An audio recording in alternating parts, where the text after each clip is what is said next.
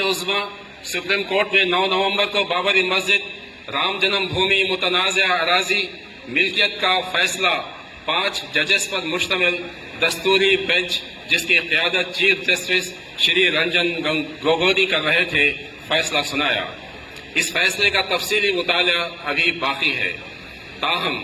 Media کے ذریعے جو فیصلہ سننے کو ملا اس کے مطابق بابری مسجد کی زمین مندر کو دے دی گئی۔ فیصلے کے مطابق بابری مسجد کی زمین مندر کو دے دی گئی۔ اس کے عوض مسجد کے لیے کسی مقام پر 5 ایکڑ زمین حکومت دے گی اور ایک بورڈ بھی قائم کیا جائے گا۔ فیصلے کے اہم نکات کی روشنی میں ہم اپنے آپ کو یہ کہنے کے موقف میں پاتے ہیں کہ فیصلہ مایوس کن ہے، فیصلہ مایوس کن ہے، تشفی بخش نہیں ہے، ہم اس سے مطمئن نہیں ہیں۔ ماہرین قانون کی مکمل اسٹڈی کے بعد اس میں پائے جانے والے مزید نقائص ہمارے سامنے آئیں گے۔ دوسری بات، یہ بات واضح ہے اور واضح کی جا چکی ہے کہ مذہب اسلام کی روشنی میں مسلمانوں کے پاس خواہ کوئی جگہ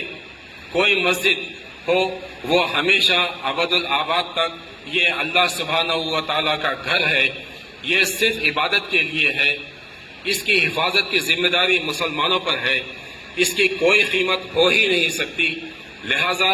مسجد کے لیے 5 ایکڑ زمین دینے کی جو بات ہے وہ خواہ کتنی ہی زمین کیوں نہ ہو وہ ناقابل قبول ہے، اور شہید مسجد کا متبادل یا معاوضہ مقرر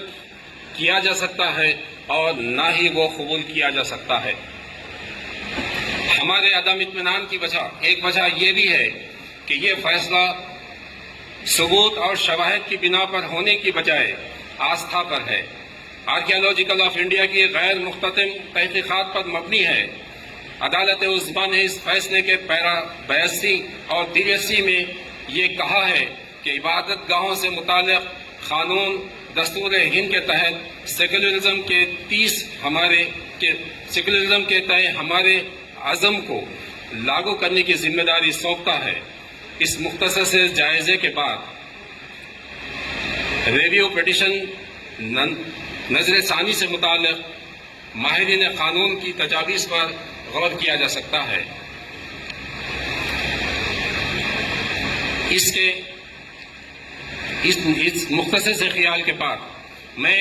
جو کتاب آپ کے سامنے ابھی رحیم قریشی صاحب کی آپ کے سامنے رکھ رہا ہوں، اس کتاب میں محمد عبدالرحیم قریشی صاحب نے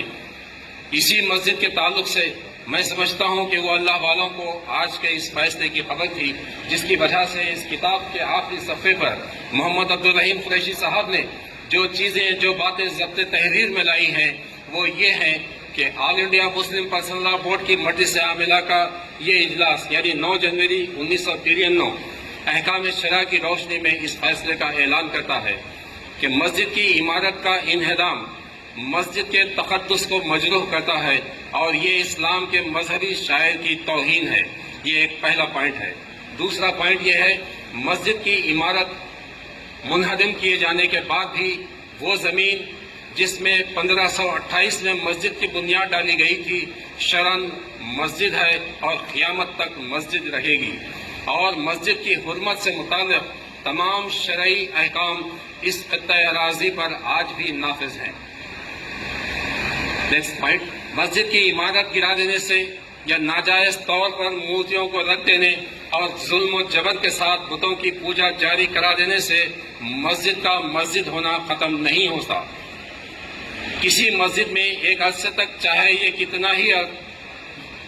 یہ عرصہ کتنا ہی ہو، نماز کا نہ پڑھا جانا مسجد کی شرعی حیثیت کو ختم نہیں کرتا۔ کوئی بھی مسلمان کسی بھی حال میں کسی مسجد کو بت خانہ بنا دینے کی اجازت نہیں دے سکتا۔ اراضی مسجد کا سرکاری طور پر ایکوائر کیا جانا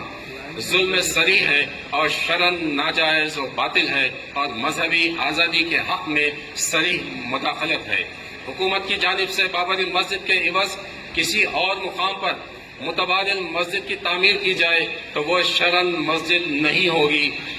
اور اگر ایسی مسجد کی تعمیر کے لیے کوئی ٹرسٹ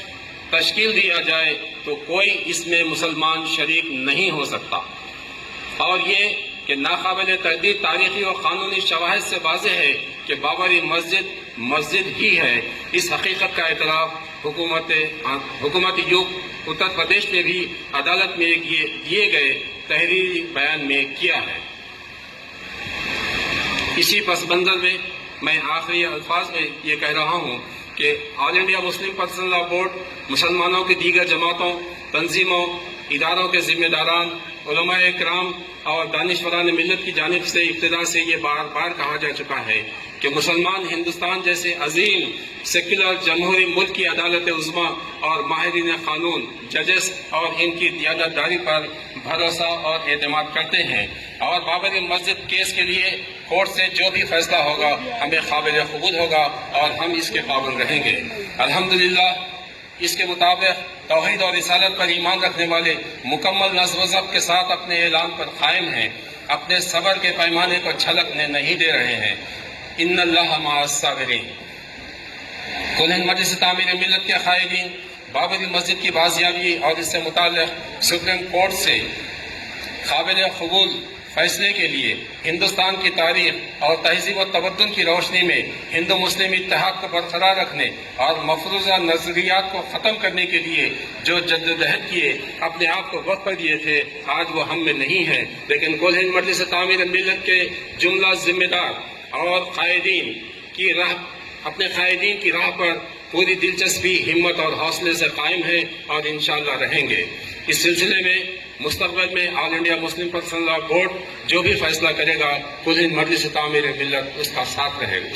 رہے گا۔ میلاد النبی کے اس عظیم، مقدس اور بابرکت و بامقصد جلسے میں تعمیر ملت کا یہی پیغام ہے کہ ہم پورے صدق دل سے اور سخت محنت کے ساتھ صراط مستقیم پر گامزن رہیں، اللہ کی رسی کو مضبوطی سے تھام لیں، رحمت للعالمین محسن انسانیت سرکار دو عالم صلی اللہ علیہ وسلم کی شریعت پر صحابہ کرام کی طرح سختی سے کاربند ہو جائیں، 5 وقت کی نمازوں کی ادائیگی کے لیے ایسے ہی مسجدوں کا رخ کریں جیسے عیدین میں، تاکہ ہر مسجد ہر روز اپنی تنگ دامنی کا شکوہ کرے۔